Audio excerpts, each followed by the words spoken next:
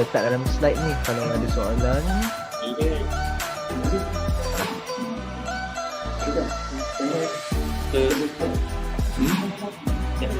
Kalau tak apa, kau nak nanti ini.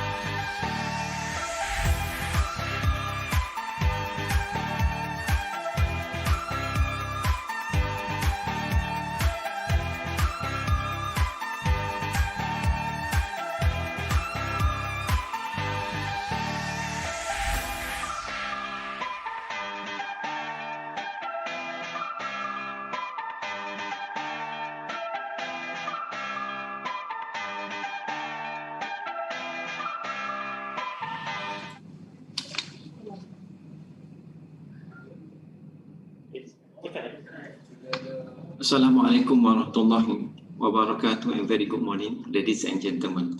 Today is our first session of the webinar pre-conference Malaysia Military Method Conference 2021.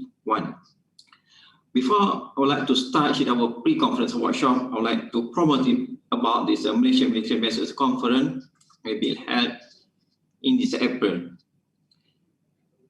This for the free conference workshop, we have this series of this conference workshop. Let's start from this webinar 1 today. This is about the fitness. This is a core training stabilization misconception. And then we have this workshop 2. This is a military method, military family wellness on behalf on 6th February 2021. And then the third workshop, we have a conference of very important disease that's related with COVID-19 on 19th February 2021. And then we have the workshop 4. This is about the research methodology on 20 February 2021. And then for the workshop 5, we have the mental health at the workplace on 27 February 2021. And then the last, we have the webinar 6, dental development and wellness on the 6th March 2021. Before we start with our pre-conference workshop for webinar 1, I would like to talk about what is this core training stabilization misconception. Actually, they have a lot of the misconception about this core training. Usually we say about we have a six-pack muscle, but right, this core training is a lot.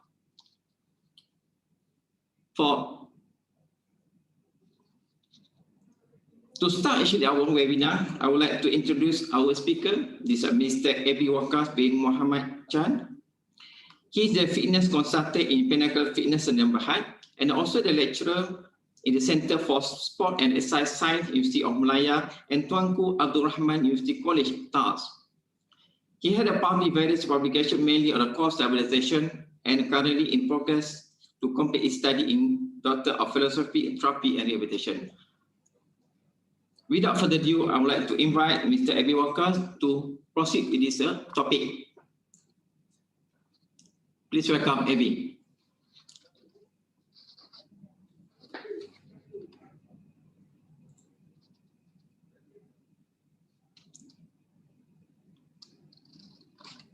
Mr. Abi, you hear me?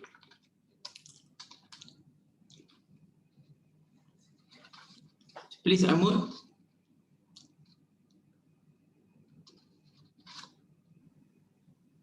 Thank you very much, Mr. Moderator, for introducing me.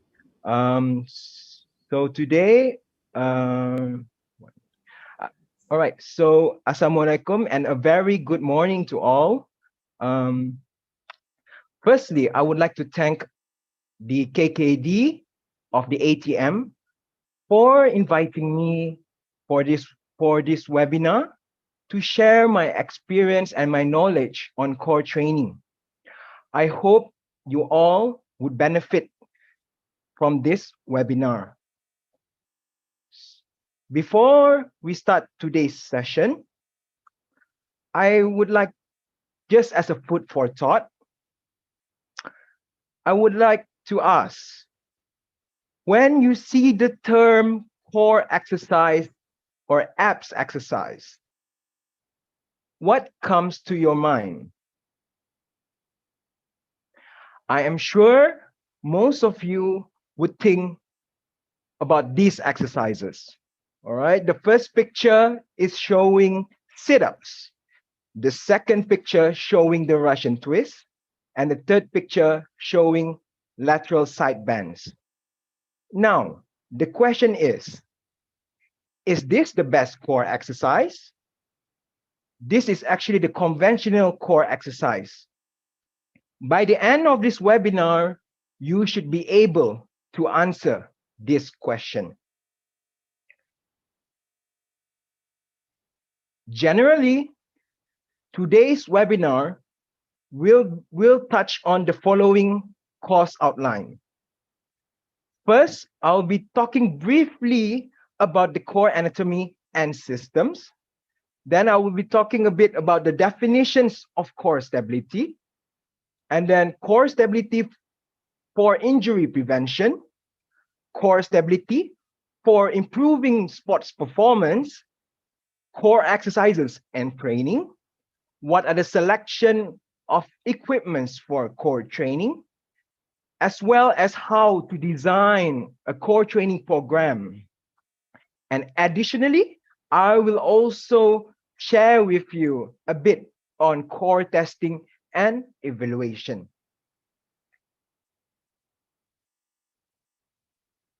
Now, I'm going to talk a bit about core anatomy and systems. So the core muscle, okay? The core muscles, it actually comprise, for information, it comprise of the anterior part, it means the front part, which we have the abdominal wall muscles. Okay, this is where the six-pack muscle is. All right, the six-pack muscle is also called the rectus abdominis, as you can see here. Underneath, at the side of the rectus abdominis, we have the obliques, especially the external oblique. Underneath all of this muscle, we have one of the most important core muscle, which is the transversus abdominis and the internal oblique.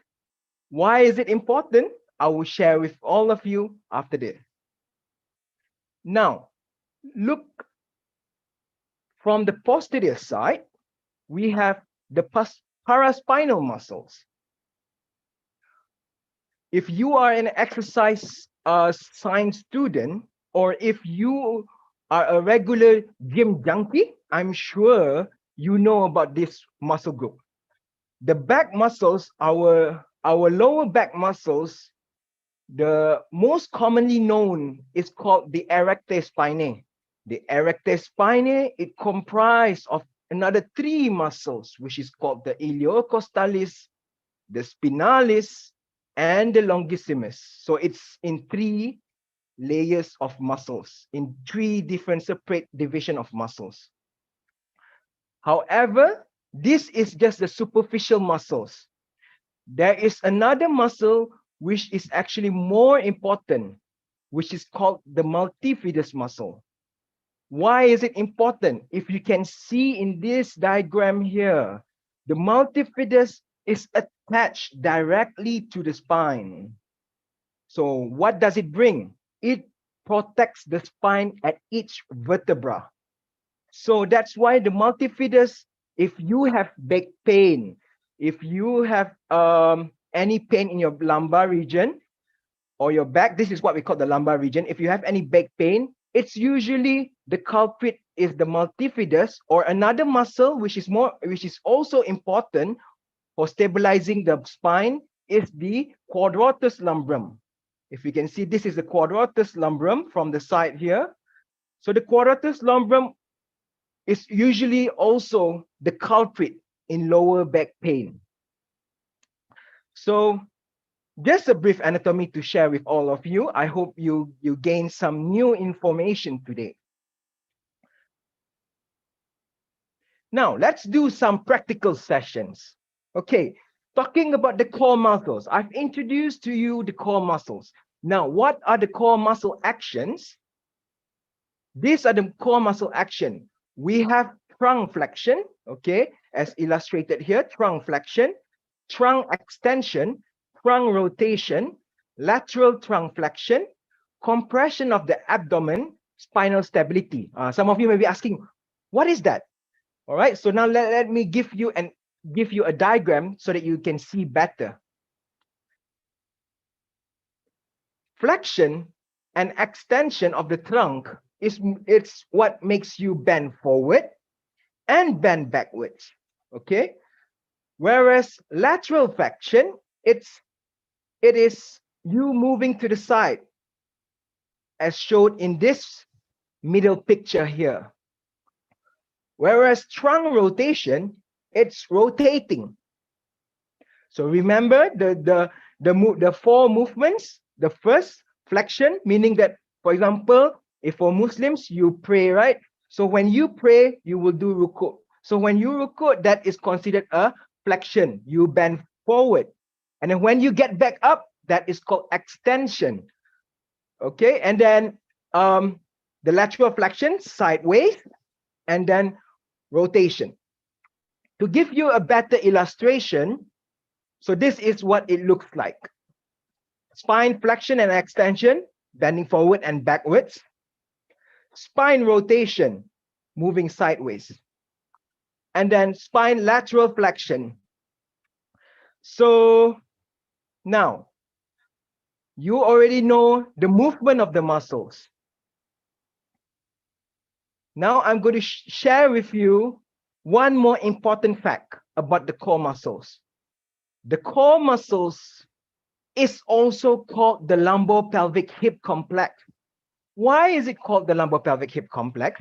It's because of it is not only in your trunk region. Okay, actually, the core is comprised of three components, which is the lumbar. Okay, it's highlighted in the red, the pelvis, and the hips. All of these form the lumbo-pelvic hip complex. That's why if you read in books, if you read in articles, core is also known as lumbo-pelvic hip complex.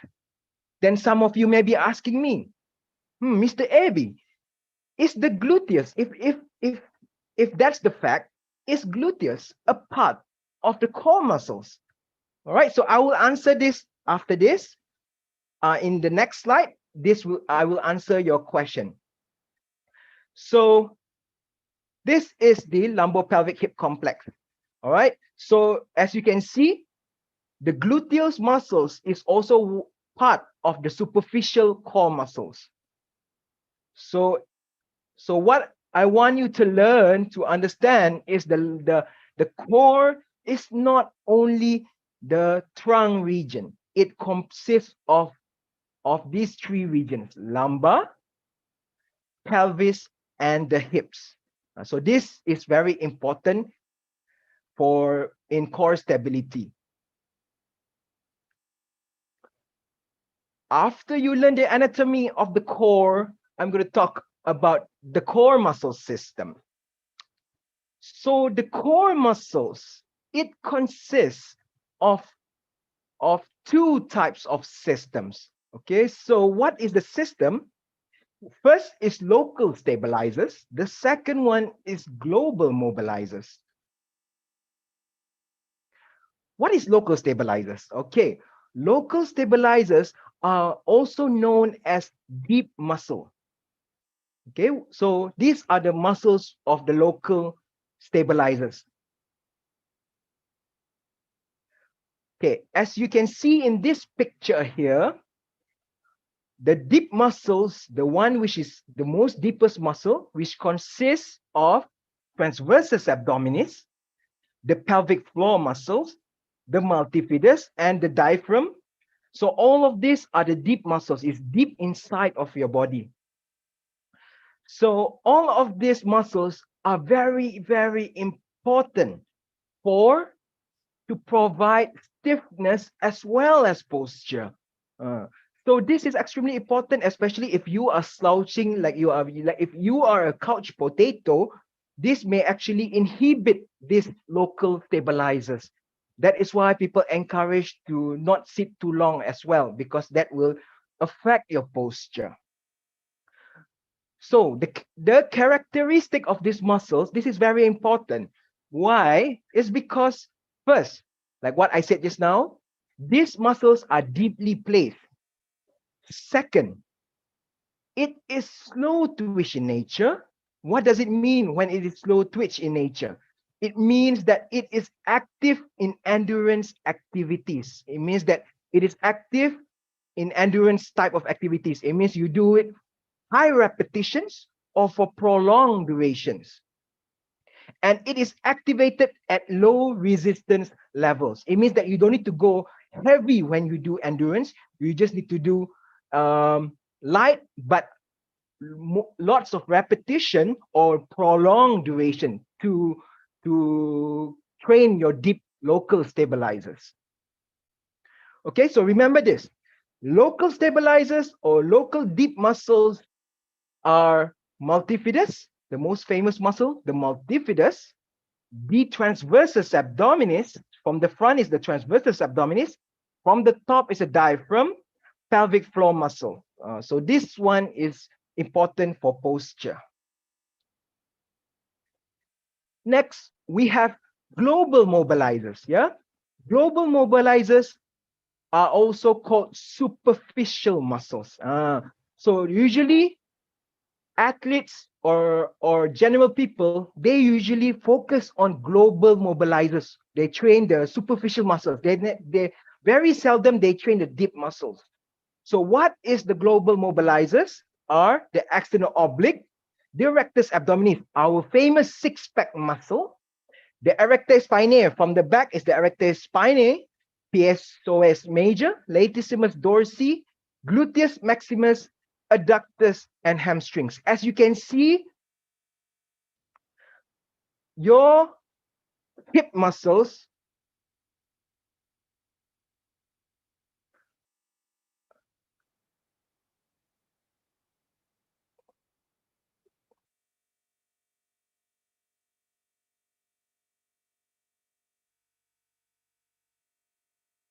as you can see, the hip muscles are responsible for, are also part of the core muscles. Okay, so this is why the core muscles is important. Okay, now let's go to core stability definitions. All right, you already learned about the anatomy of the core. You already learned about the systems of the core. Now, what are the core stability definitions? What are the definitions of the core? The core, it is actually, there's two definitions. The first definition is core stability in injury prevention. What does it mean? It is the ability of the lumbo-pelvic hip complex to return to equilibrium following a perturbation without buckling of the vertebral column. Oh, what is that? So it's very simple. For example, someone was to push me from the side. Someone was to push me from the side. The ability of your core muscles to stabilize the spine, that is core stability. Okay, so the next one is core stability in sporting environment. Another thing you have to remember is another definition of core stability is the core muscle is also act as a medium for force transfer from proximal to distal limbs. So basically, the core acts like a medium or anchor to enable movement or force transfer. So that is meant by this second definition. So I know it's quite complicated for you to understand the definitions. So I will show you another slide. So to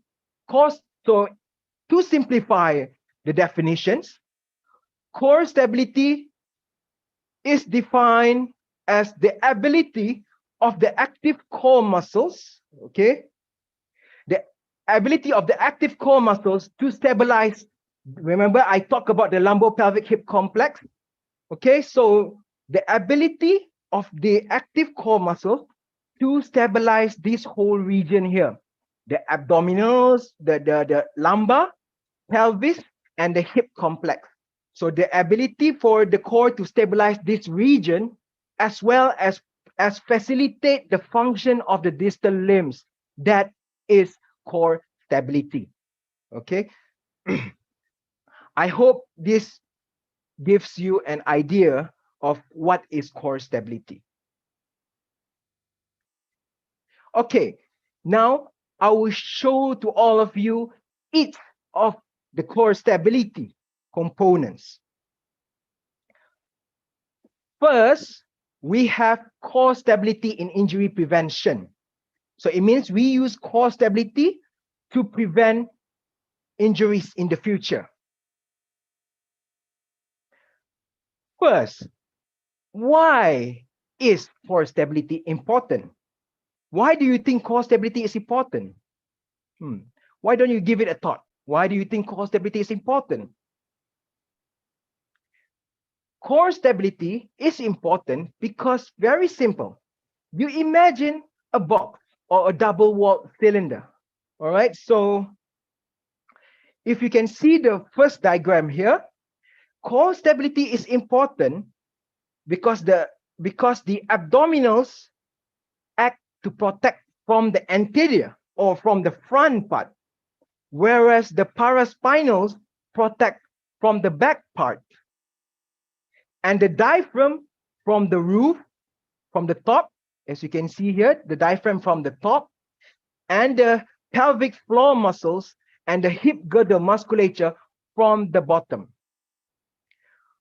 So that is why core stability is important. One more fact I want you to know is the thing about the spine is, if you notice in this skeleton here, this skeleton here, if you notice, from the thoracic from the thoracic upwards, there is a protection of bones here. If you notice here, so it's protecting your organs, it's protecting your spine. The rib cage is protecting your spine and the organs. But if you notice here at this region, especially at the lumbar region, there's nothing there. It's only purely muscles and fats which are protecting your lumbar region. So that's why it is extremely important.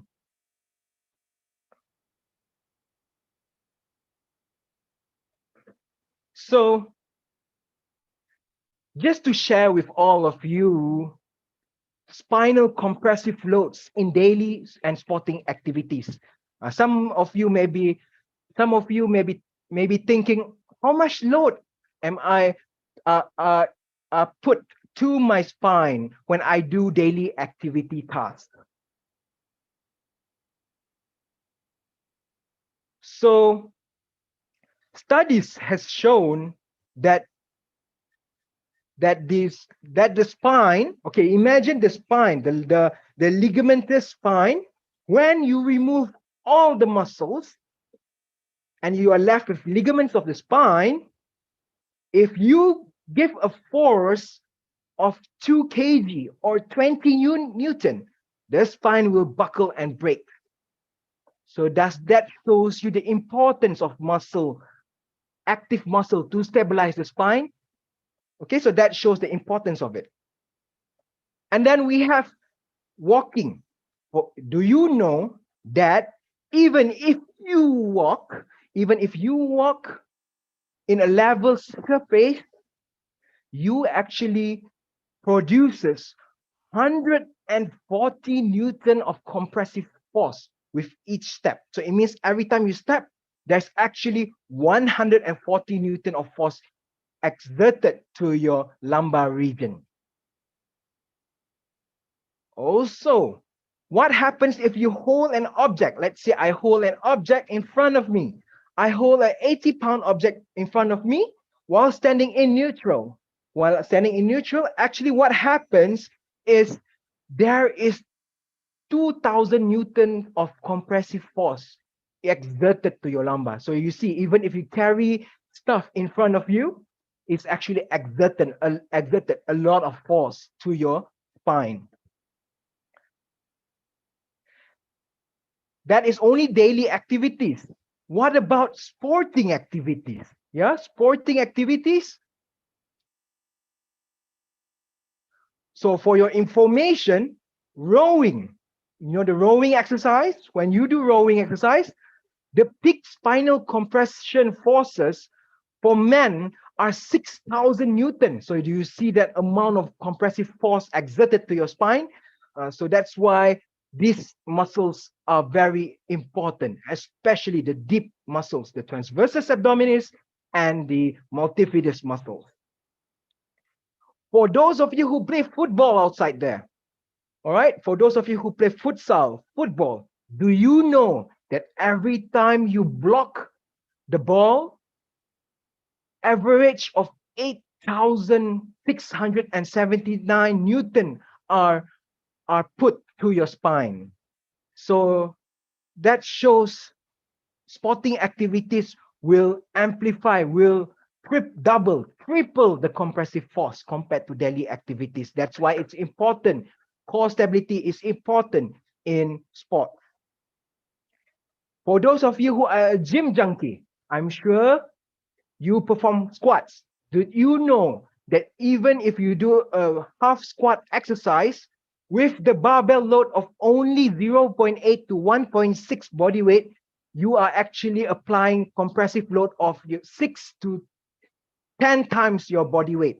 So it shows that even when you perform exercise, you are generating a lot of force to your spine. Even for power lifters, if you see in the television, Olympic lifters, power lifters who lift very heavy, they place a 17,192 Newton to the lumbar, especially the L4 and the L5 joints. When they are lifting extremely heavy, it can go up to 36,400 Newton. So this shows spine is very prone to spinal compression. That's why you see a lot of cases of slip disc, herniated disc, all right, lower back pain. That is why people who are involved in in sports, sometimes they have lower back pain. It's because of their involvement in the sports, which produces high spinal compressive forces. I hope this gives you kesadaran. I hope this will give you kesadaran of the need of core stability in your training program. Now I'm going to tell you a story a bit about spinal stability system model. So this was based on Punjabi 1993. So it was about 17 years ago. Yeah, so it's quite long time ago the theory come up. So the theory is basically there are two subsystems of your core stability. We have the control subsystem, which is coming from your brain, the passive subsystem, which is the bones, and the active subsystem, which is the muscles. So what is this theory? It's very simple. You can apply it to your daily activities. Okay, what you try to observe, I want you all to observe when you are carrying something heavy. Let's say I'm carrying this water bottle here. When I'm carrying something in my hand, this is external load. Then my lumbo-pelvic region, this region and my pelvis, it will detect spinal ligament deformation. It will detect a deformation.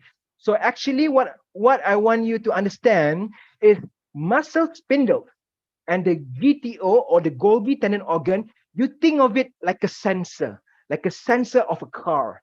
So what does it do? It detects the signal and it sends the signal via what we call the neural feedback. It will send back the signal to the brain. Okay, so it will send it to the brain, telling that then the brain will compute everything. Your CPU will compute everything, and it sends back the signal to your muscle to activate your core to stabilize the region here. So it's working that way. It means that, in short, when there is external load get pushed against you, so your lumbo-pelvic region has the muscle spindles and the GTO, which are the sensors just now. So this sensors sends the signal to your CPU, your brain, and then your CPU process, and then it detects, it requires stability. Your core requires the core muscles to contract, to stabilize. Then it sends back the signal to the muscles to stabilize the spine. So it's simple as that. So just remember that the core muscles stability system model is also there is a neural aspect. It means that there is the wires aspect, the transmission of messages to your brain and resending it back to your muscles. So that is what the spinal stability system model is. Next, we have the neutral zone control theory. Okay, some of you may be wondering, what is this? Okay, for your information, the neutral zone control theory, what does it mean? Let me give you an illustration.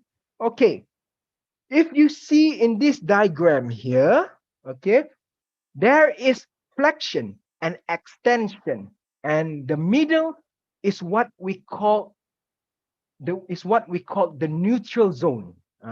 For those gym junkies, I'm sure you know when you do exercise, my sifu like to say, keep your chest up, lock your back, keep your chest up. I'm sure most people know that term when you are a gym junkie. So same thing applies here.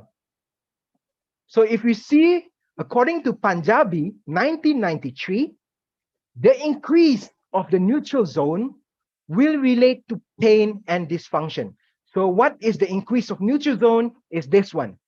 When you are slouching, excessive flexion, when there is too much flexion, you will cause dysfunction to your spine and very high risk of spinal injuries. Same thing goes to extensive extension. Same thing here. What is the best one? Is neutral, like a straight, nice spine, lumbar spine. So that is meant by neutral zone control theory. I will show you more of elaboration of neutral zone after this. So showing you some safe lifting tips. All right, look at this dummy here. Okay, that is an incorrect way to lift.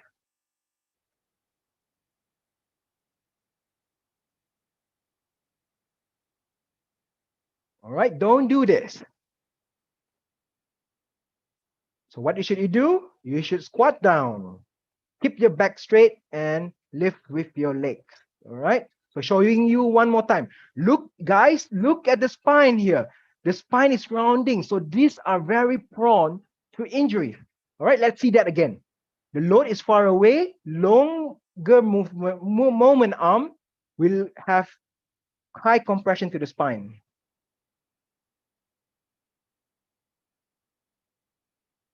Okay, the proper way, keep upright, lift with your legs and down. Okay, so that is the proper way to lift.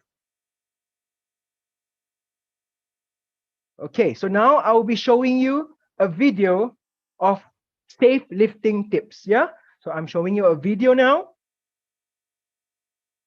Okay, let me try to just pause for a while. One moment, yeah. Just trying to share my screen again to ensure the video is clear for presentation.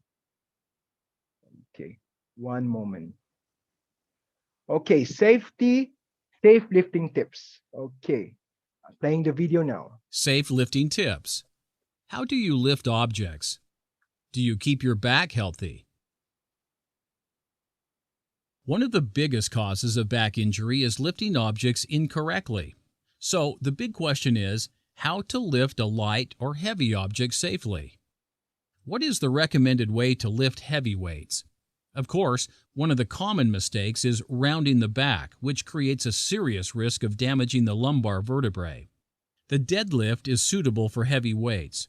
Keep your back straight. Hold the load as close to your body as possible. This principle is very important in lifting weights high. Variation: deadlift with arm support. Another option for lifting heavy objects is the squat. Here too, we must make sure to keep the weight near the body and keep the back straight. The erector spinae muscles stabilize the spine.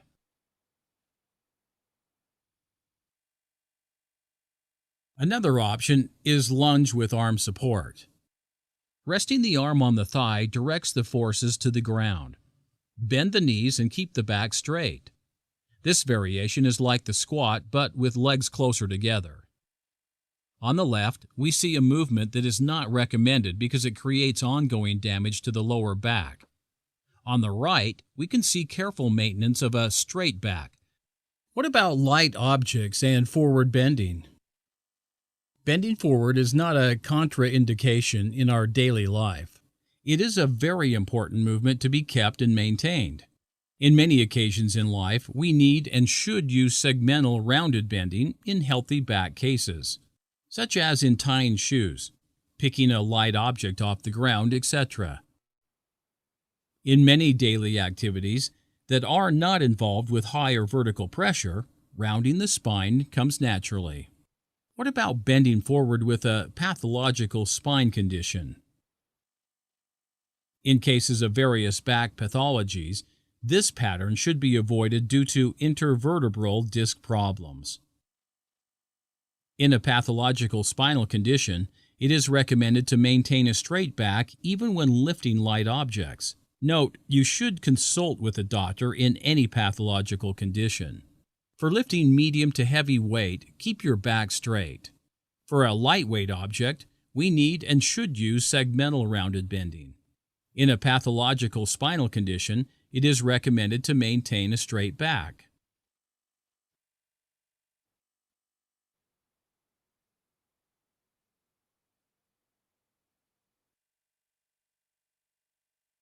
There is no one way to bend. We should teach our students or patients various strategies for bending, allowing them to choose the right way depending on the specific functional demands. All right, so I hope this video, in my opinion, it's very good in illustration of safe lifting tips. How should you lift? As the video showed you just now, when you're lifting very light or tying your shoelace, it's okay to round your back. But only when you are doing something at high, when you're lifting something quite heavy, then you will need to keep your back straight, keep your chest up, and keep your back straight. That is what I learned with my Sifu last time. So remember this. And also for people with lower back pain, it is compulsory for you to always keep your back at the neutral zone. All right. Those of you with lower back pain, remember this. Keep your back straight and to prevent more stress to your spine. Safely. Okay, next one. All right, another interesting fact about the core muscles. I'm sure most of you do not know about this. Okay, first I would like to show you what is perturbation, just to describe to you what is perturbation. Perturbation, it simply means that forces which interrupts you. For example, internal perturbation is when you move your limbs, that creates an internal perturbation. External perturbation simply means there's an external force. For example, someone push you from behind. That is external perturbation. So now I would like to demonstrate to you, show you an interesting study about core muscle recruitment during perturbation.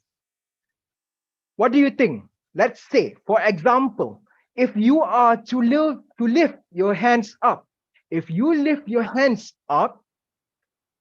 what do you think is activated? I'm sure if you are an exercise science or sports science student or graduate or coaches or fitness trainers, you will think that the shoulder muscles, the anterior deltoids will contract first. Guess what? Actually, you are wrong. Let me show you. Look at this picture here. Okay, so this picture A is showing the internal perturbation. Let's say when you lift your hands up. So they put an EMG, or also called electromyography. They put it at the deltoid as well as at the core muscles. If you can see, this is a short form. transverse TRA is the transversus abdominis. Remember, I talked about the anatomy. Transversus abdominis is a deep muscle. And then we have the external oblique. The ES is the erector spinae, and the OI is actually the internal oblique. So notice this. What can you observe is, look at this picture here. Let me just draw something. Let me just draw here. Okay, take a look here. If you can see at this diagram here, the transversus abdominis, okay, if you see, this is a timestamp.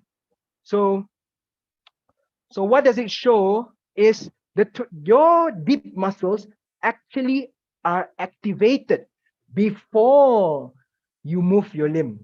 Do you see? It's before you move your limb, the core has already activated before you move the deltoid. So what does it show? The core, this is what we call the feed-forward activation. So it means the core is already getting ready beforehand to stabilize the spine, because it knows that it knows that in the brain already knows that as soon as you lift, you will need to stabilize the spine. So this is very important, yeah? This is an interesting fact for exercises program later on. Okay, now moving forward. This now was on internal perturbation. Also, you can see other muscles, core muscles like the internal obliques are also activated before the deltoid. So this shows the importance of core muscle. Okay, now I will be sharing with you external perturbation. One moment. All right, let me remove this one first, this anonate.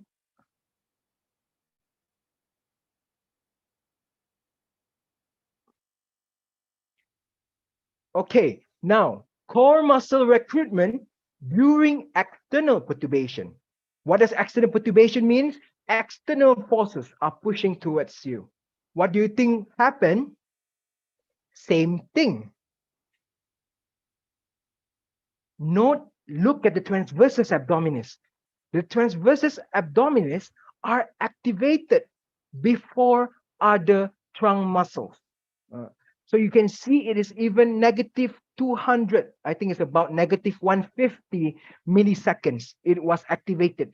So this shows the importance of the transversus abdominis in stabilizing the spine.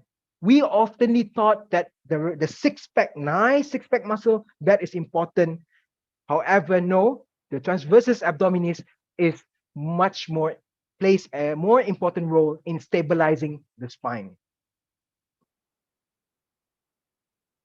All right, one more thing is just to introduce to you. So if you want to look up papers or articles on the core muscles, you can look up Professor Paul Hodges. He is one of the renowned researcher on the core muscle anatomy and physiology. Have a look him up. All right, interesting fact here. If you have back pain, or you or your parents or your clients have back pain, this is what you would observe. Number one, you would see your lumbar multifidus. Remember the deep muscles attached to the spine? It is high. It can become fatigued easily. And then people with back pain, they have difficulty to sustain the neutral spine. And then if you do an X-ray or MRI, I'm sure you will see some pathological structural changes such as bone spur or degeneration of disc. So these are the nature of dysfunction in low back pain patients. So if you have aberrant movement patterns, it will also lead to repetitive microtrauma to the spine. All right, as you can see here, like what I said, like what Professor Paul Hodges said just now, very important, the deep core muscles delayed. This is what we say, loss of feet forward activation. One thing very interesting about people with back pain is they, as I mentioned earlier, the deep muscles, the transversus abdominis, are contracted beforehand. However, for people with back pain, they have a delayed onset. It means loss of feet forward contraction. It means they're delayed, so it means their corset muscle, which is the transversus abdominis, couldn't stabilize the spine on time, which makes it which will affect the entire system of the body. So therefore, it will also affect your balance as well. As you can see, balance, or what we call proprioception, are are has been shown to be associated with chronic low back pain. Okay, so this is just a general idea of what, if people with back pain, what do they have? Now, let me show you a few things about core stability strategies. What are the strategies for core stability? There are two different main core stability strategies. Okay, let me just tell you a story. Yeah, during the 1990s, a group of scientists led by a group of scientists, and the well-renowned researcher is Professor Paul Hodges. He introduced a strategy called abdominal hollowing. What is abdominal hollowing? Some of you may be asking me. It simply means tuck in your belly button. Okay? What you do is, the cues is very simple. Draw your belly button like you are wearing a tight jeans while breathing normally. So what does this do? What does this strategy do? Is actually, it activates only the transversus, the deep muscles, the transversus abdominis. Remember, I talk about the transversus abdominis. It activates the transversus abdominis and the multifidus only, as well as the internal oblique, the deep muscles. Then, in the year 2000, another school of thought, Professor McGill, said that abdominal hollowing is an oversimplistic approach. It's too simple to stabilize the spine. Therefore, he said that in order to stabilize the spine, you have all of the core muscles have to be integrated to contract together. So if you can see, it's two different strategies. So abdominal bracing, brace your abs. Imagine that someone is going to punch you in your stomach, tighten it up, tighten your abs up, and push it outwards. And it will, what does it do? It will provide stability to your spine. It will contract all of the core muscles. So let's do some practical of how to do the core stability strategies. So first, let us do abdominal hollowing strategy. First, I want everyone, if you are with me, I will teach you how to palpate your transversus abdominis. The only place where you can find, you can touch, you can feel your transversus abdominis is this particular location. So what you do is very simple. First, find the what we call the ASIS. ASIS is actually the anterior suprailiac spine, or also if you feel there's a bony area there. Let me just open up the anonet, and so that I can just draw on the diagram. Okay, so first find the ASIS here. If you can see here, this is the ASIS. Locate it on both sides. Okay, you will feel like a bulging bone in front there. Then, after you have located the bony area, I want you to bring your two fingers, bring it inwards 2 centimeters. All right. So you bring it 2 centimeters inwards and you will feel a tenderness of muscle there. So this is what we call the, let me show you. This is what we call the transversus abdominis. So this is where you palpate. So it's from the bone, go 2 centimeters in, and that is your transversus abdominis. For your information, that is the only location where you can feel that deep muscle. Now, what I want you to do now is, let's do it together. Palpate. Okay, after you already find, after you have palpated, now draw your belly button to your spine while breathing normally. Don't hold your breath, just tuck in your belly button and you should feel the muscles bulging up. Okay, if you can't feel it while sitting, do it while standing. Yeah, what you can do is you can stand up and feel the muscles activated. So you can do it standing, or better, if you really want to feel it, it's better to do it supine, lying down. So to contract the muscles is very simple. Draw your belly button to your spine and imagine that you're wearing a tight jeans while breathing normally. Okay, so continue with the slides. Okay, so this how abdominal hollowing looks like.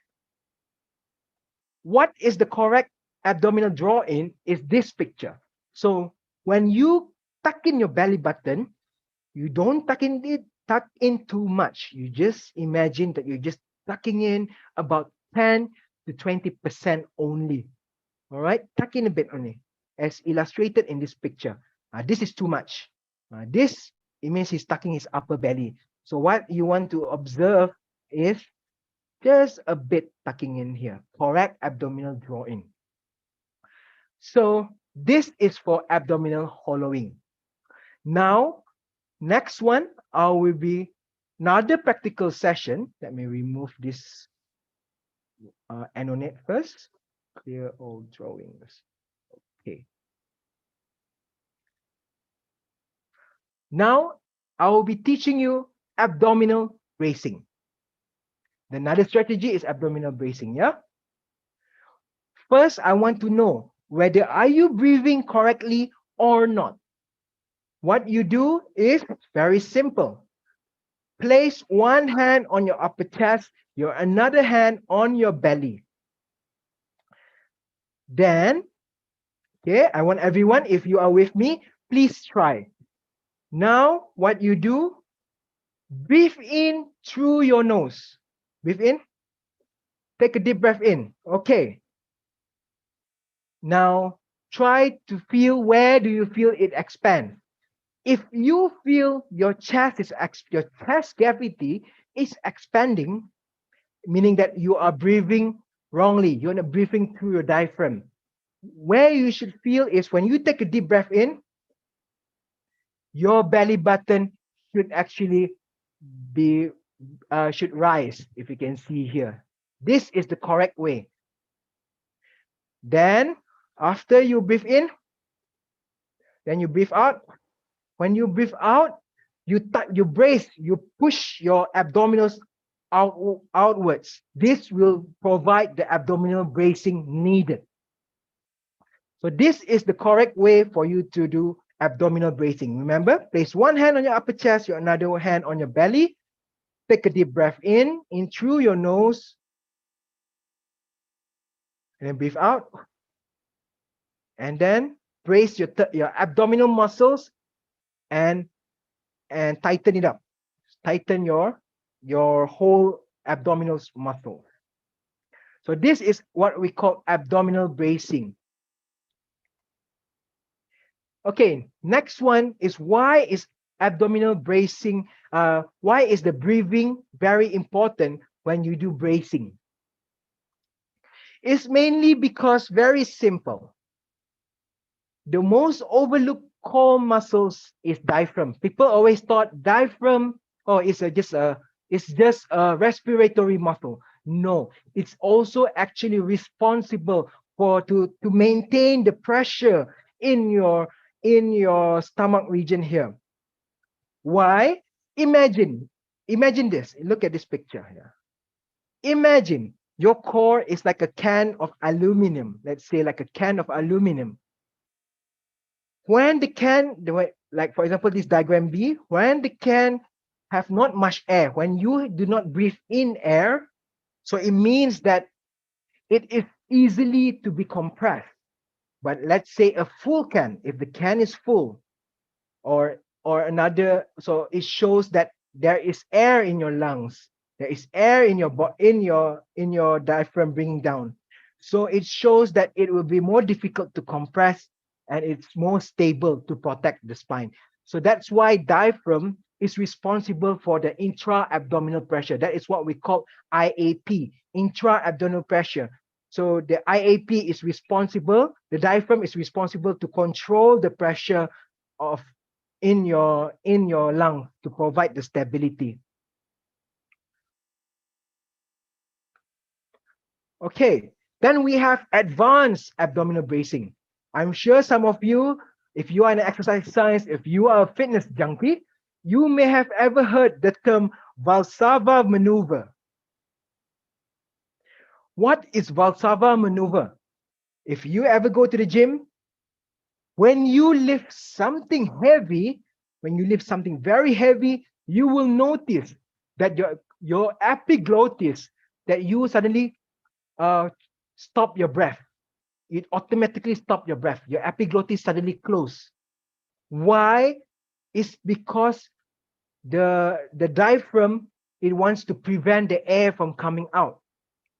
So because when you exhale the breath completely, it will lead to loss of pressure and stability.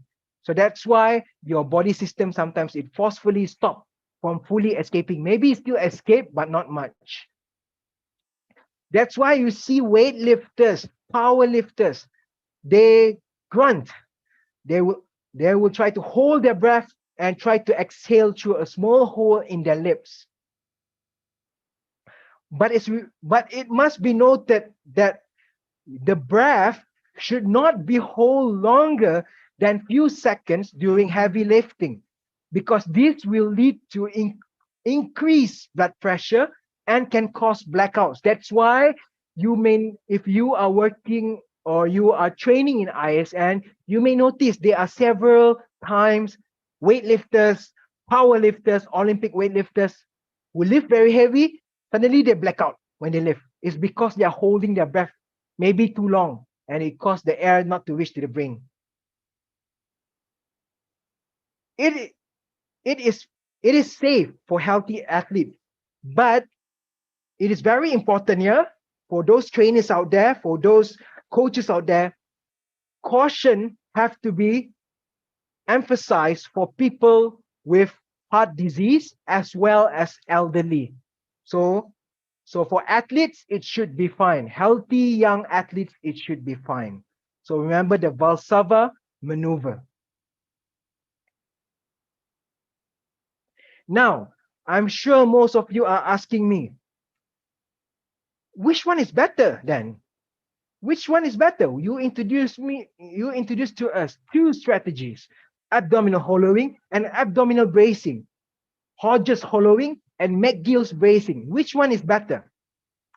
Now, let's go to the facts.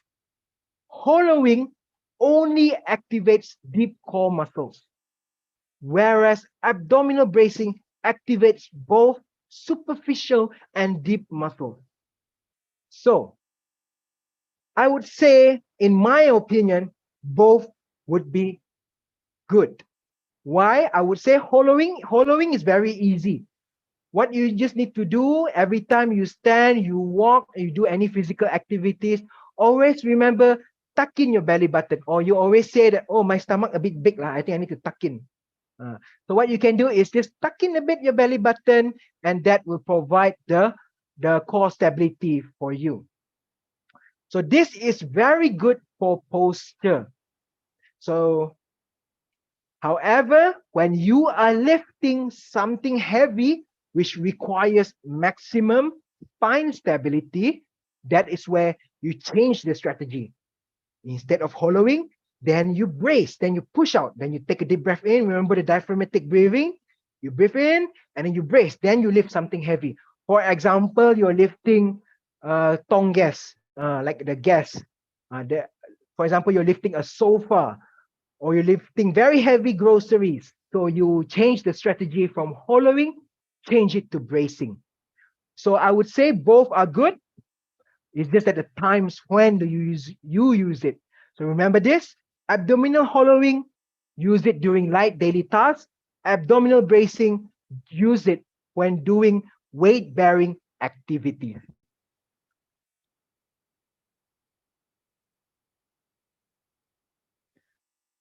Okay, next one, that was just only that I was just touching on core stability in injury prevention. Now I will be introducing to you core stability in sports performance or functional performance. One more thing for you to understand is core stability is also called the Sling system or the kinetic chain principle. I'm sure if you are an athlete, if you are a coach, you ever heard of this system before. So what does this system do is,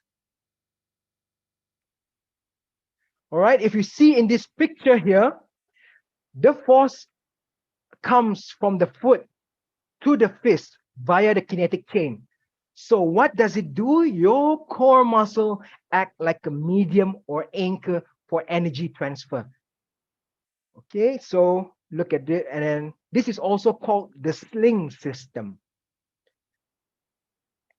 As you can see, your body, the sling, is actually contralateral. It means it's connected this way. Look at here. This is also called the Serape effects. It's working cross. That is why we have the exercises like the bird dog and etc. All right. So because your muscles arrangement are cross like this. So the core enhances functions with muscles cross the shoulder and hips to the upper body. But very important, you have to know that because of the size of the core and the capacity of the core to become rigid to stabilize, the core is actually an anchor. Remember this word. The core is an anchor. It does not produce force, it transmits force. So some of you may, now I got a few questions for you. What do you think is the muscle responsible to generate the power then? For your information, your biggest muscle is actually your gluteus, your hip musculature is what produces the force. And the core is not producing the force. It is just acting like a medium or anchor to transmit the force to the distal limbs. Okay, now let me show you why is it important. This Sling system, this cross system, when they are working well, help us move better. Example, when you run, when you sprint, even when you walk, even if you see babies, they crawl, it's usually contralateral. Right leg, right hand, left leg. Left hand, right leg is usually contralateral. So, why it is known as core movement effect? So your body are made that way. It's already moving contralateral. That is why when you do exercise, you can also do contralateral exercise to improve the Sling system. So this theory is quite new actually. It's in around 2000. I've read the papers in around 2013 to 2015. So it's just a theory. More studies are needed in this area of core stability. This now was on daily activities. What about sports? For your information, the Sling system, it helps transfer force. Example, sports like baseball, golf swing, hockey, which requires high rotation. So the Sling system enables force transfer to the distal extremities or to the club. So this is where the Sling system is important in the sports. Now, I would show you a proof of how the core is actually stiffening. Take a look at this picture here. Let me just write down here.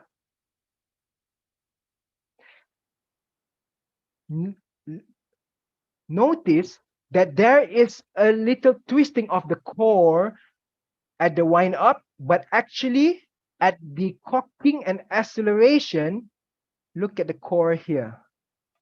There's no twisting or anything. It's just stiffening up. It means it becomes rock solid to enable the force transfer. So the force transfer, let me just put an arrow. So the force transfer are transmitted. Let me just take an arrow, one more arrow. To the limbs. That's how it's transmitted. So that is why the energy, that's how the force are transmitted, yeah? And this is the follow through. So I want you to understand this. The core muscle is not meant to produce force. Your hips are the one to produce force. The role of the core is just to stiffen up and enable force transfer from the big hip transfer to the distal limbs. Remember that, yeah? So that is why core stability is also important in sports performance. Let me remove. All right. So next slide. Okay, I think we can have a break. Take your eyes need it. We will take about 1 to 2 minutes break. So I will continue in 1 to 2 minutes. All right, so we will have 1 to 2 minutes break.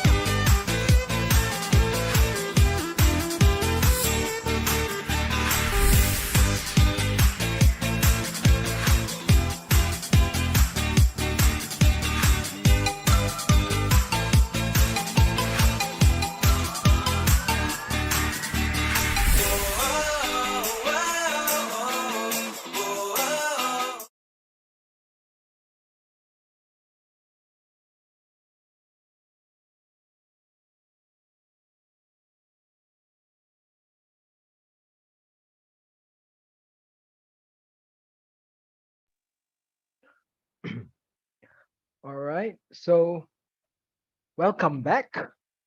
Hopefully all of you had sufficient rest. Let us continue with the webinar today.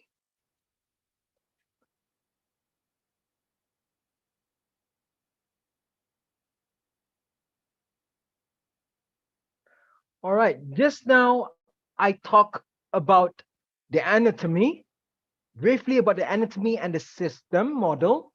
And I've also talked about the core stability definitions in details, whereby there is two: core stability for injury prevention and core stability for sports performance and functional movements. Now, let me show you another, now more on practical aspect. Let me show you how to stretch your lumbo-pelvic hip complex using the Janda approach. All right. So if you are a physiotherapist, you, you may have heard of the Janda approach. So Janda approach is basically this. It's about the Janda cross syndrome. It's whereby you will notice this in certain people, they have a hunchback. This is what we call kyphosis. And then they will have a weak abdominals, and they will look like this. So this is called lordosis. So by identifying which muscles, let's say if a person is hunching, usually the chest is tight and the back is weak. Whereas in this picture here, if the abdominals are moving forward like this, it means the abdominals are weak and the back are tight. As you can see here, erector spinae tight, abdominals weak is what we call the Janda cross syndrome. So clinicians can begin to predict pattern of tightness and weakness in order to correct your body system. All right. So this will give you a better idea of how to stretch the muscle. Let's say starting from the neck. If you see, I'm sure the second picture is the neutral body, and this is an affected body. If you can see in this first diagram here, the neck is protruding forward. So this means that the neck needs some strengthening of the neck. So what they can do is some neck exercises. Another common one is what you always see, the hunchback, is whereby the kyphosis. This is what we call the kyphosis. What you can do to correct this posture is strengthen your back and stretch your chest, and this will help with improving the kyphotic posture. Another one is what we call lordosis. It's whereby the abdominals are weak and the lumbar spine is tight. So strengthen your abdominal wall and stretch your lumbar. This will help correct this posture. So some of the stretches you can do are here. Slump stretch, hip flexor stretch, cat and camel stretch, child pose stretch, hamstring stretch, groin stretch, the QL stretch, back flexion stretch, and the piriformis. To give you a better idea of how you can stretch, I will show you a video of how to perform the lumbo-pelvic hip complex stretch. Let me show you. This is one of the best videos I've found to stretch your lumbo-pelvic hip complex. Have a look. Yep, hopefully I've already played. Okay, let me just check whether the video is. Let me just check whether the screen has been. One moment. Okay, now sharing you the video for stretching. Welcome back to Active Chiropractic, guys, and today I'm going to show you some stretches to improve poor posture and relieve you from lower back pain. So a lot of times these muscles do tighten up if you do a lot of lifting or do have poor posture, so these stretches are definitely for you. This is one of the safest stretches you can do, and I highly recommend you do this one first, as this stretch relies heavily on just breathing and gravity. First of all, I like you to have a towel rolled up so you can support your back with it. It makes things a lot more comfortable. Place the towel behind you and sit closely to the wall as possible, having your side touching the wall. Now you can lie down onto the towel with the towel supporting your lower back and crawl up the wall with your legs so that your legs are up the wall. Try to have your legs nice and straight and close to the wall as possible. The towel should be supporting your lower back and not on your tailbone. Now take deep and long breaths so it opens up the pressure in the lower back. I recommend doing 8 long breaths and doing that 4 to 5 times. Now if you find the position by having your legs straight up the wall is too much, just have your legs down like this and hold this position instead and do 8 long breaths 4 to 5 times. And if you feel like you're ready, you can go back into the advanced position again and have your legs straight up the wall. Another great stretch for your lower back and decompress the lumbar spine is to pull both knees towards your chest and hold this position for about 20 to 40 seconds and do it 4 to 5 times. Now if you're pregnant or you can't physically bring your knees towards your chest, open up your legs and pull your legs up towards yourself. In this position, gravity will help you in your stretch and pull your legs down and stretch out your inner thighs as well. Hold this position for about 20 to 40 seconds and do it 4 to 5 times. If you feel confident enough, I highly recommend you try doing spinal rocks. This is a great way to have dynamic stretching in your lower back, and I highly recommend everyone to do this. I do it myself as a warm-up exercise to prevent lower back injury. All you need to do is pull your knees up towards your chest and rock up and down. Doing the spinal rocks decompresses the lumbar spine and encourages fluid exchange into the discs in between the vertebrae in the lumbar spine. Do about 20 to 30 rocks, 3 to 4 sets. The piriformis is one of the most problematic muscles in the body. The sciatic nerve runs through here. So if the muscle is tight, it can squeeze on this nerve and cause a lot of pain. Sometimes it can even mimic sciatic symptoms and run down the thigh or leg. Now to do this stretch, just pull the leg that you intend to stretch and put it on the supporting knee. Now with 2 hands, grab the supporting thigh underneath and pull it towards yourself. This is stretching the lower back and also the glutes as well. Hold this stretch for about 20 seconds to 40 seconds and do it 4 to 5 times. And repeat on both sides. This will be decompressing a lot of pressure in the lower back and alleviating a lot of pressure in the lumbar spine where the nerves are.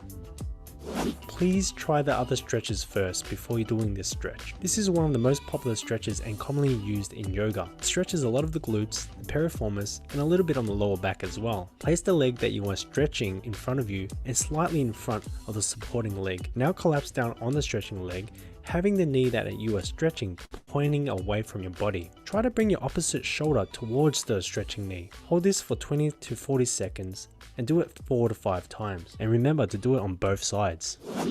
The glute stretch. This is the knee to chest stretch. This is one of the most simple stretches that you can do. It will stretch your glutes and decompress your lower back as well. This is one of the first stretches I recommend to do, as it's one of the safest. Lie on the floor and pull your knee towards your chest. Hold this position for 20 to 40 seconds and do it 4 to 5 times. If you like to stretch your glutes or piriformis a little bit more, just pull that stretching leg to the opposite shoulder and hold that position and repeat the process.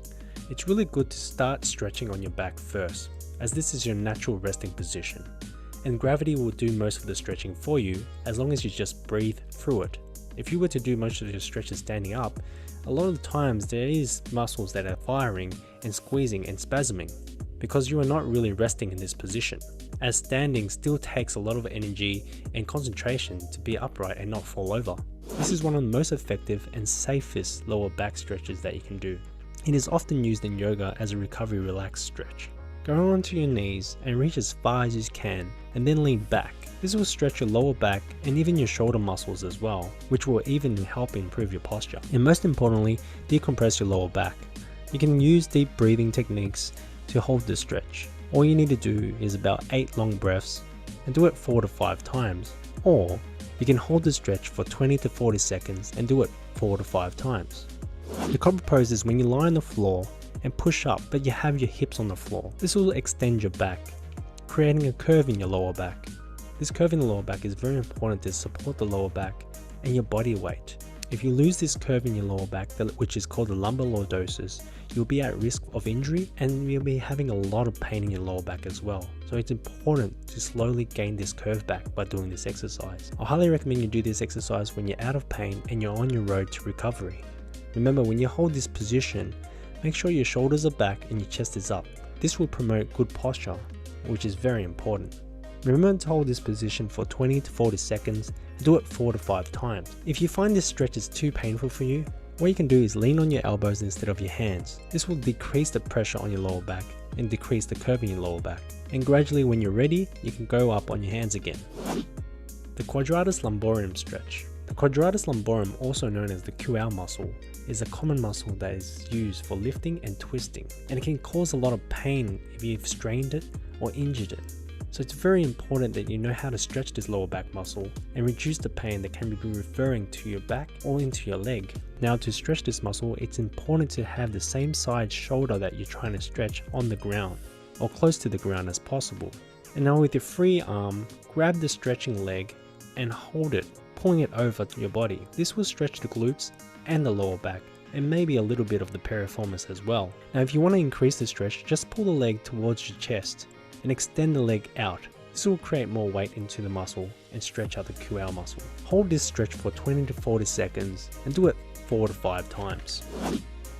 Now, stretching the psoas is one of the most important muscles that is overlooked, and it can cause a lot of low back pain. This muscle is directly related to having distal cross syndrome, which is a syndrome that causes low back pain and poor posture. To stretch this muscle, go into a lunge position and squeeze your bum muscle on the side that you're trying to stretch. This will push your hips forward. It's very important that you feel the stretch in the front of your hip and not your lower back. If you do feel pain in your lower back, that means you're leaning back too much and you're not squeezing your glutes and pushing your hips forward instead. Hold this stretch for about 20 to 40 seconds and do it 4 to 5 times on both sides. When you're doing this stretch, make sure you have good posture, pull your shoulders back and your chest up nice and high. The hamstring is one of the biggest contributors of distal cross syndrome, a syndrome that causes low back pain. When the hamstring is tight, it causes the hip bones to rotate back, changing the curve in the lower back, which is very important to support the lower back and reduce pressure on the lower back. To do this stretch, sit on the floor and have one of your legs straight out and the other leg bent, and bend forward as far as you can.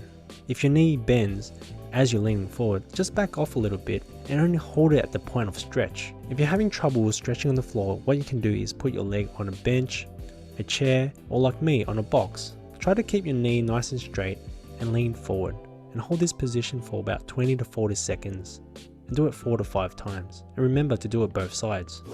Once again guys, thanks for watching. Now if you do like this video and you found this video helpful, check out my Saturday. All right, so hopefully you learn something new on how to stretch your lumbo-pelvic hip complex. All right, so just now was on stretching. Now I will be showing you how to train your core. All right, so going back to the food for thought just now, I was asking you,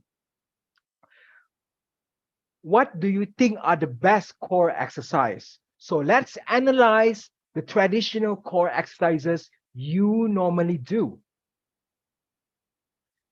So for your information, sit-ups, if you can see in the picture here, sit-up, curl up, leg raise, and the rest, as you can see here, contributes to extremely high compressive forces to the spine.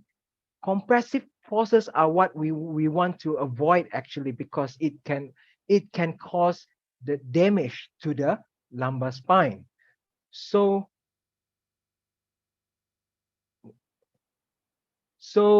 this shows that when the compressive forces can cause herniated disc to your lumbar spine. So that's why it is actually not really encouraged to do these conventional core exercises.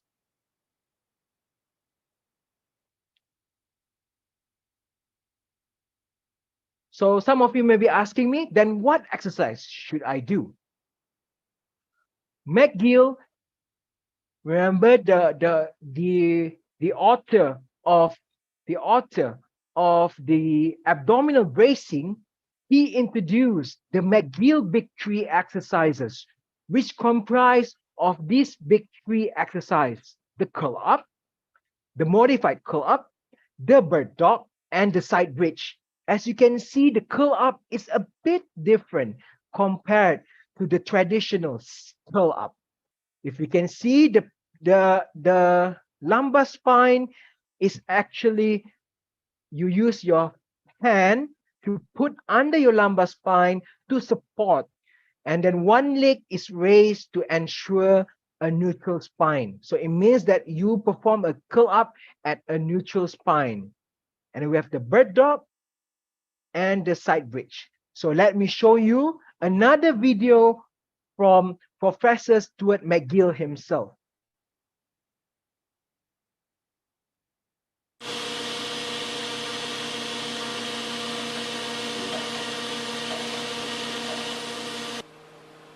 At the University of Waterloo, we have several laboratories dedicated to understanding low back disorders.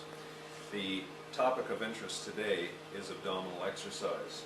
As you just saw in our machine, we took a spine specimen, loaded it with mild compression, and then repeatedly flexed or bent the specimen over and over and over again to create a disc herniation. As you see in this model here of a pelvis and a lumbar spine, when people perform sit-ups, they flex the spine, mimicking the mechanism of disc herniation or disc bulging, which the motion causes the nucleus of the disc to slowly work its way out the back to create a disc bulge or herniation, which we see here, pressing on a nerve root and creating pain. It's popular to train the abdominal muscles by performing sit-ups or curl-ups. Emma's going to show us now. Typically the instruction is to flatten the low back to the floor, which flexes it, and the spine is repetitively bent, as she's showing now, which mimics the mechanism for disc bulges and disc herniation.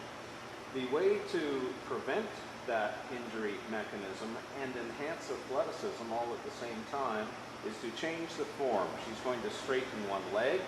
She's going to not allow her spine to flatten in the floor by putting the hands under her low back. That creates a much stronger form for her spine.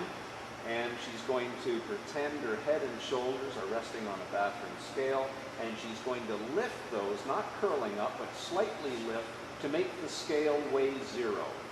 Well done. A good core exercise program trains all of the components of the guy wire system, which the muscles form around the spine. For example, we can do the curl up we demonstrated for the anterior musculature. A very clever way to train the side musculature, muscles like quadratus lumborum and the abdominal wall, is to do a side bridge. Emma's going to demonstrate the side bridge for us. So up on one elbow. Okay, so this is how to perform the side bridge. Then we bridge up. We straighten the spine through.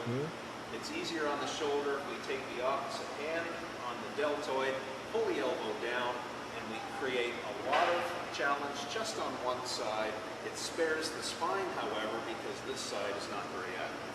Relax, and over into a bird dog on your hands and knees. And here, This it's is the very bird dog important to exercise. posture the spine before we begin into a strong position. Spread the knees apart slightly, and show me full extension with your back and full flexion. Find the neutral zone Understand first. her range of motion. I put her in full extension and pull her back just a little bit. Right. So that is the neutral zone. Ever so slightly to get a nice, the strongest conformation for her back. And now she's going to extend the arm and leg out, stiffening the core, holding that for a count of about 10 seconds. This time we're just going to sweep the floor with the hand and knee. No motion in the back. The motion is at the hip.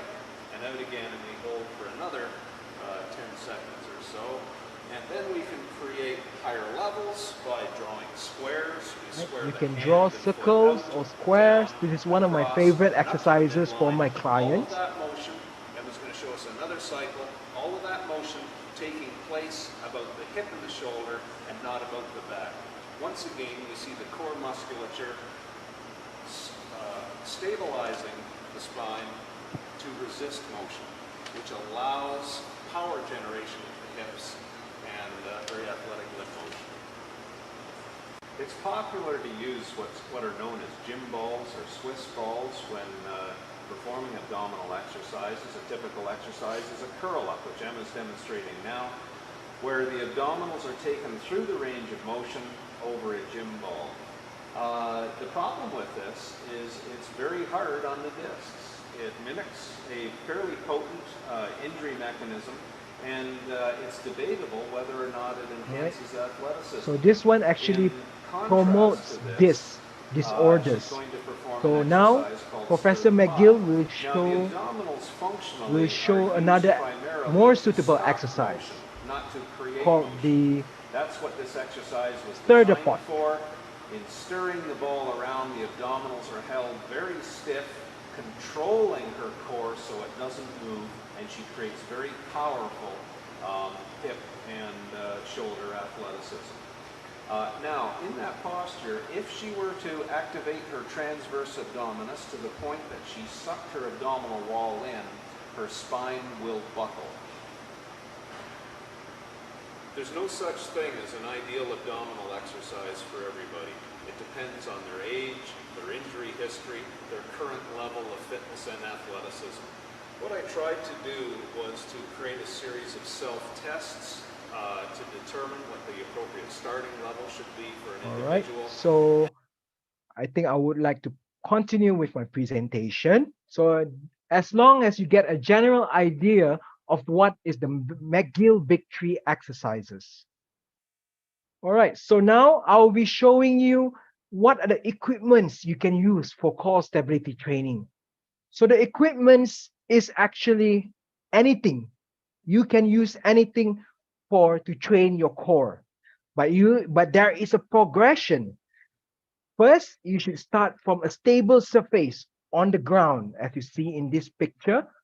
As you can see in this picture here, if you can see here, first you have to start from floor exercise first.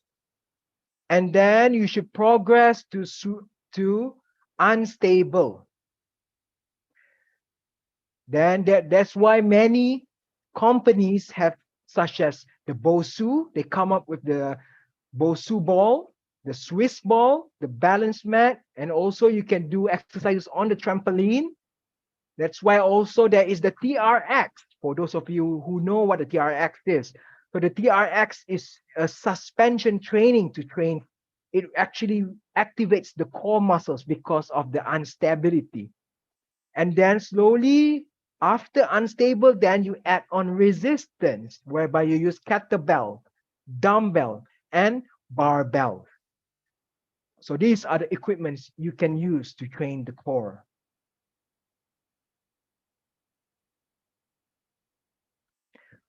All right, so to train your core, to train core stability, no added weight is needed. You should do the exercise static and slow. What you would observe is improvement of muscle endurance. You will observe this, improve of muscle endurance, which will help you to decrease injury risk. And then you will observe you will have better stability or balance. When you do core strength training, when you add some weights, you will observe hypertrophy of the muscles and you would observe increased force generation. It means that you can produce high amount of force, which will translate into improved performance, such as speed, agility, and power. So to design an exercise program, everything must start from the basic. You must learn how to master the abdominal hollowing and abdominal bracing first in the first phase. Then slowly you introduce on on stable surface, then you introduce movements. As you can see in phase 1 until phase 5. After you have passed the mastery of the contraction, then you increase by increasing the repetitions, increasing the time of exercise, and then slowly you include some weights into the training, and you can also do it explosively at the last stage. So this is an example of progression which you can do. All right. So I'm just giving you an idea, but I will show you some of the exercises after this. Okay. One more thing I want you to know is about to train your core. It's not necessary you have to use only body weight. You can use free weights, barbells. Okay. For your information, by modifying the stance, your lift, you actually train your core. This is by Ferris et al. 2007. When you are standing two hips, when you are standing with a normal stance with both arms at the same time, you are at the most stable condition. So difficulty number 1. Staggered stance, it means one leg in front, one leg at the back, and also you do alternately. This one is level 2. And if you lift one leg up and you lift only one-sided, this is level 3. And if you step onto a stability device, for example, the Bosu ball, or if you are sitting on a Swiss ball, this will be difficulty number 4.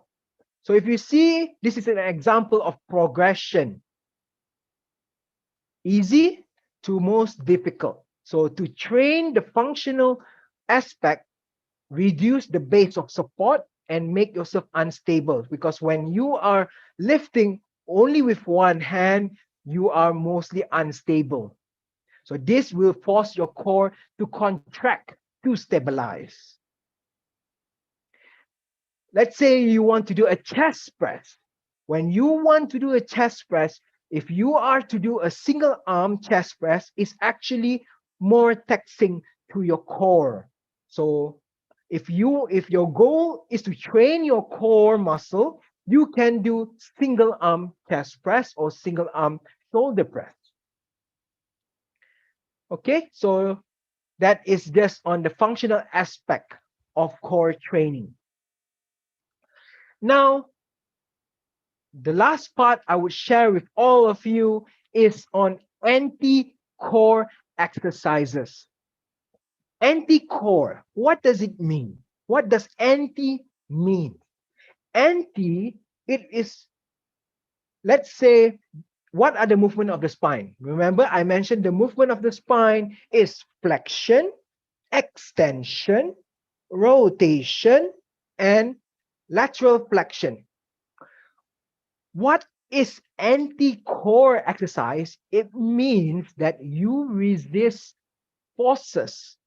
For example, you resist from extension. You resist from rotation. You resist from flexion. So these are some of the exercises you can do. So it is called anti-extension. For example, plank. If you can see, actively resisting extension of the lumbar spine. Anti-rotation, actively resisting rotation of the lumbar spine. Anti-lateral flexion, resisting lateral flexion of the lumbar spine. So it means resisting. So that's the main purpose of the core. So I will show you now several videos of each of these anti-core exercises for better illustration. Yeah. So first is anti-extension. This is you can use this exercise in your program. Okay, showing you the video. So start off, plank is an anti-extension exercise, and you can make it harder by doing Superman walkout. This is actually an anti-extension. It's preventing from moving an extension, lumbar extension. And you can do rocking plank.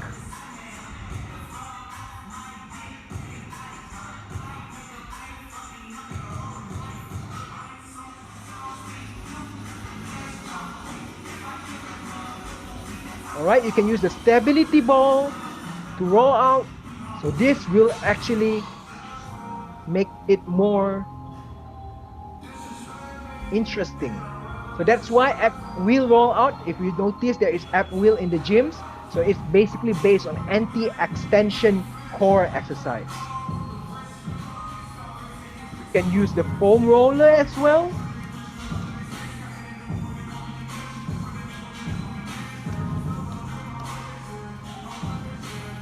Just depending on your creativity. Barbell roll out.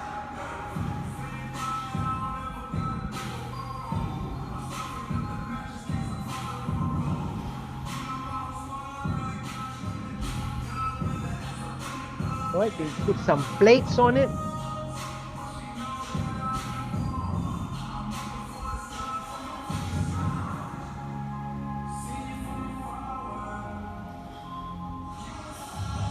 All right, the classic dead bug is an anti-extension exercise.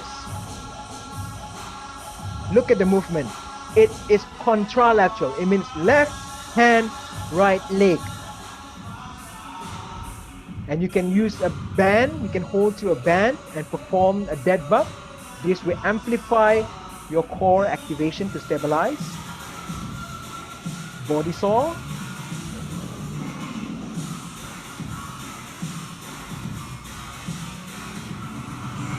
All right, fall out.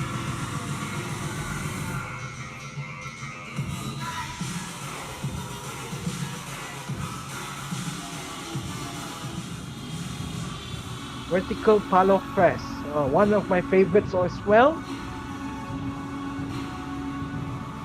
The cable is pulling him from the back, so his abdominals have to contract to resist from falling backwards. You can perform a dead bug against the wall as well.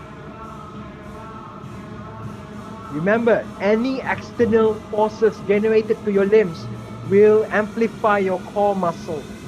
Remember, go back to the theory.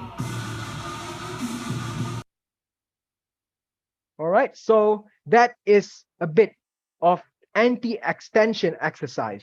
Now, I'll be showing you anti-rotation. Just now was anti-extension. Now it's anti-rotation. Okay, this is rotation. We want to resist force from this side. So these are the exercises you can do at home.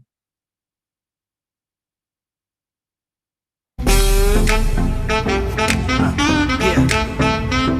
Bad boy, baby. Ralph Tresvant. Mickey Smalls.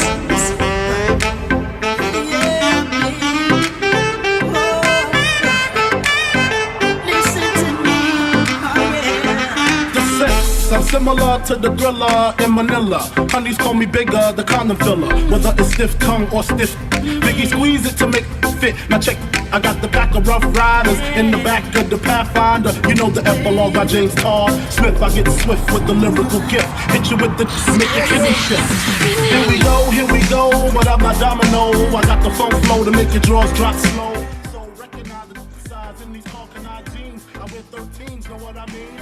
Around and hit you with the Hennessy. Mess around and go blind, don't get to see. The next batter, here to shatter, your blatter, it doesn't matter. Alright, so you see, just be creative with your exercises. Understand the fundamentals of the training. It's just based on your creativity. If you understand the fundamentals, you should be able to do the exercise. Palo press is one of the best anti-rotation exercises.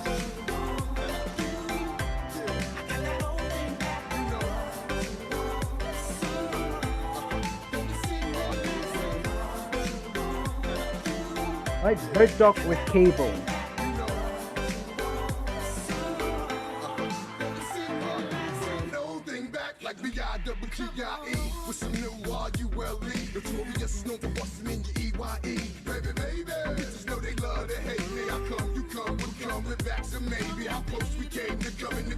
Okay? This is one of my favorite exercises for my clients. Resist the force pulling from the side.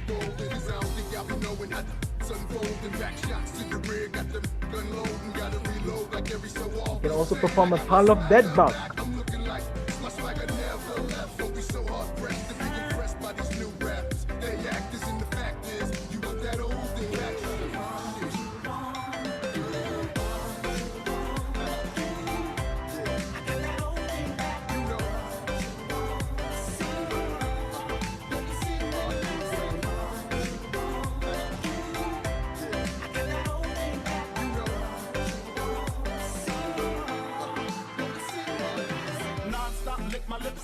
Alright, so you can perform a wood chops. Positions, half kneeling position is a very good position to train your core because it's relatively unstable when you are at this position.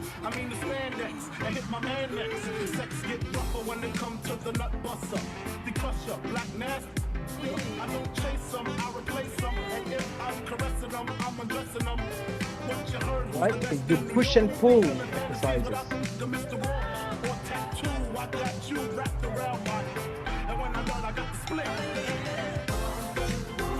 Renegade row is the classic anti-rotation exercises.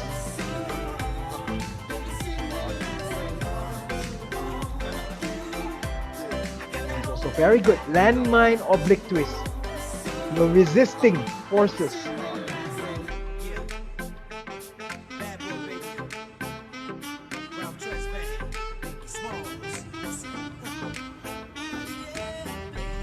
When you are in a staggered stance, a split squat stance, this will make the exercise harder.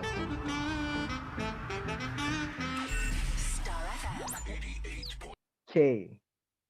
Now for the last one, anti-lateral flexion. Remember, lateral flexion is moving to the side. So showing you the videos of anti-lateral flexion.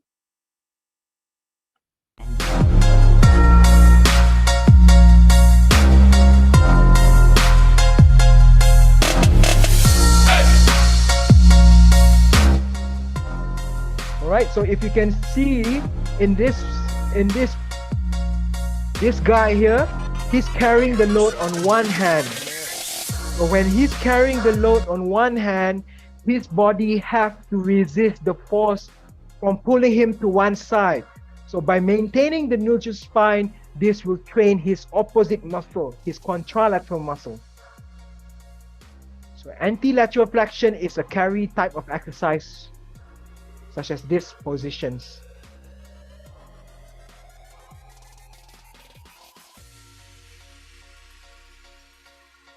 By holding this position will be very difficult.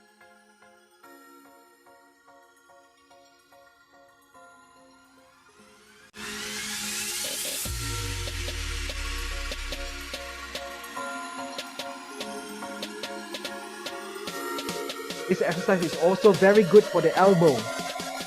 Elbow stability. If you have any tennis elbow, golf elbow, this exercise is also very good to develop to rehab your elbow joints.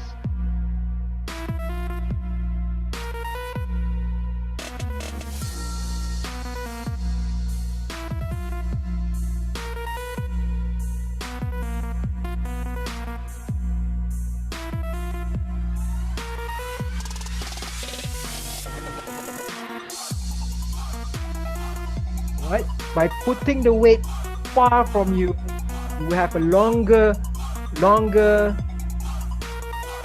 force, longer moment of force. Therefore, your core has to be contracted more. And you can carry also offset, one side heavy, one side light.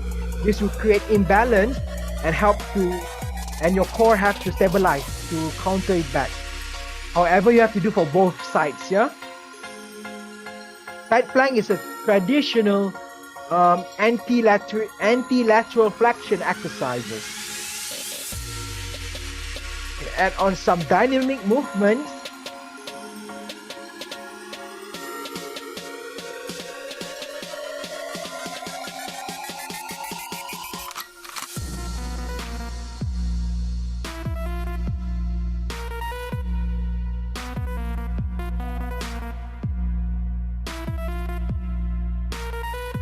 All right, even when you kneel to stand with a dumbbell over your head, this is a very good way to challenge your core.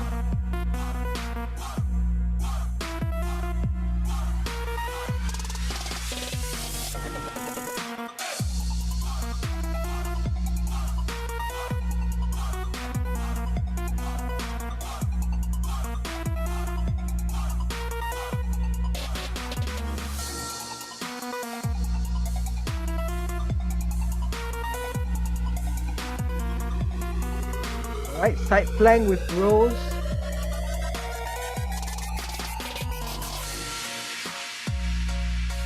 Very good anti-lateral flexion exercises. Even if you hold a weight on one hand, a heavy load on one hand, that will train your anti-lateral flexion of the opposite side. Even if you go shopping, carrying groceries, you're actually training your anti-lateral flexion core muscles, musculature. All right, so okay, so all right, so I think for today's webinar, I will be just focusing on the core training aspect. Next time, if we meet again, I will share with all of you regarding core testing and evaluation. So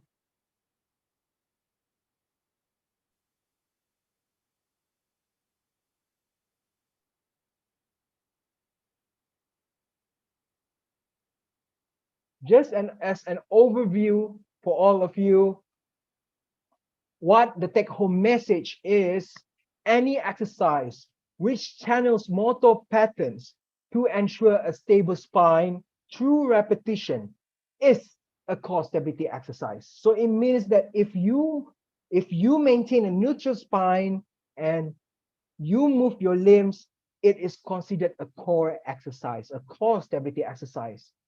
So sit-ups, anything which flexes or extends the spine actually puts a lot of compression forces to the spine. So it's not encouraged to do.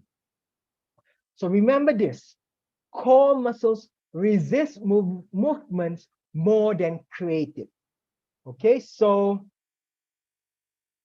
this is some of my bibliography. If you have, and now I would like to open for questions and answers. For questions, you can post the questions in the YouTube channel, Hospital HAT Mizan channel, whereby you can just comment and ask the questions.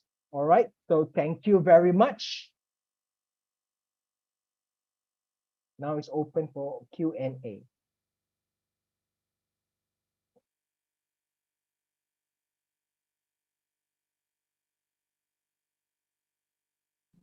If any of you have any questions, please. All right, thanks, Abby, actually for this great presentation. In my hand, I have three questions from the audience. The first, the question from the Zarina Zakia. So I think this question regard to this hollowing and the bracing technique. So can we do this, the hollowing and bracing while on a lying position, maybe?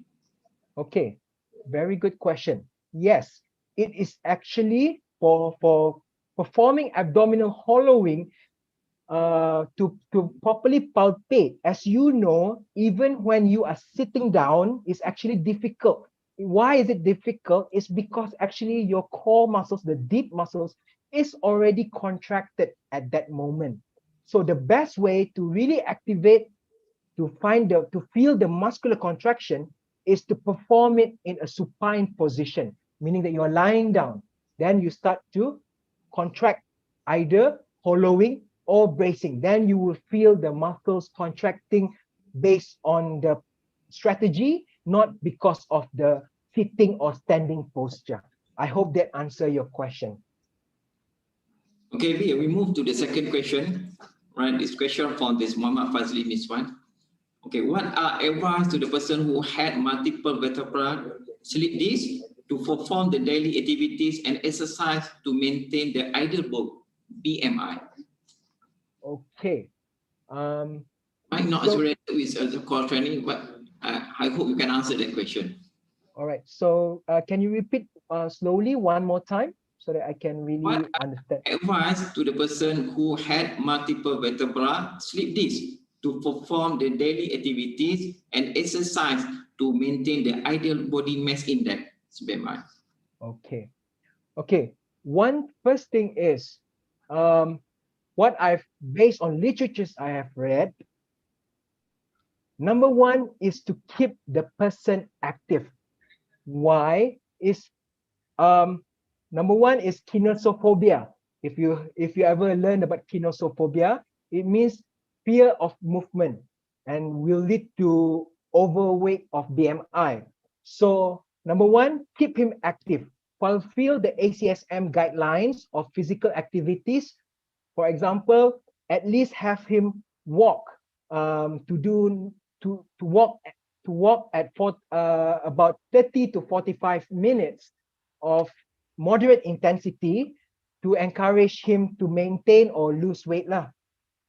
Secondly, if in terms of exercise prescription, I would encourage him to do exercises. Learn like what I mentioned in the periodization. Start from the bottom. Learn how to do hollowing, and then slowly learn how to do bracing, and then slowly progress. So the progression is usually you should rate from a scale of 0 to 10. The pain should not exceed about 3 to 4. If the pain exceeds more than 4, it means that you should actually regress the training intensity. And then you should also do what I would recommend, because you mentioned that multiple vertebra degeneration disc. So if there is multiple region, so I would encourage you to do a proper postural assessment to see. Remember, I've talked about the kyphotic posture, the janda approach. You will have to see whether is this guy kyphosis, lordosis, so those things have to be taken into consideration. Then by correcting the posture as well as prescribing the exercise based on the recommended progression, I would foresee that he can improve his quality of life. Okay, so I think that's my explanation on question number 2. Hope that answers your question. All right, thank you, Ravi. I think we took one more as a question because we are running out of time. Okay. So I just read this question for you. Salam, Mr. Abby. Any comment for pregnant ladies willing to maintain exercise to achieve core stability? It's a question from Ahmad Ikwan Shah Akhtar Ali. Okay, very good question. Previously, I have been involved in pregnancy workshops as well. So number one, in pregnant women, there is a trimester whereby it is not encouraged for pregnant women to do exercise. Number one is you must remember in a supine position because it may block the vena cava from, it will occlude the vena cava from, it will impinge the blood flow. So I would recommend perform the exercise. Okay. One thing about pregnant women is they need to train their pelvic floor muscles. So what you can do, prescribe for them, is ask them to sit on a Swiss ball, on an exercise ball, and then practice to do the first strategy, abdominal hollowing plus Kegel. All right, so that's what a term we have come up in UM. We call it I forgot already the term, Kegel core exercises, whereby actually what we do is we perform hollowing at the same time we perform Kegel. Kegel simply means the cues is very simple. You try to hold your fat. When you try to hold your fat, you are activating your pelvic floor muscle. So my recommendation is do not ask for pregnant women. Exercises are okay, but just avoid in a supine position. And obviously the also on the prone position, trying to do not compress on the tummy. Okay, so I hope that answers your question. All right, thank you so much again, actually, Mr. Happy. All right, we have a lot of questions, all right, because I don't have a time, actually. All right, so we will start actually our question and answer here. For the announcement, to those who are actually watching this live streaming, it is a first webinar for this Malaysia Military Masters Conference 2021. We give all of you, it is a free CPD point, 2 point, and the e-certificate. So how to claim the CPD point and the e-certificate? You can log in through this www.mmc2021.com. Please log in. Right? I think we are at the end of this workshop. Thank you so much for watching, and see you next week for this next webinar in the military family wellness on schedule on the 6th February 2021. Thank you so much again. Assalamualaikum. Waalaikumsalam.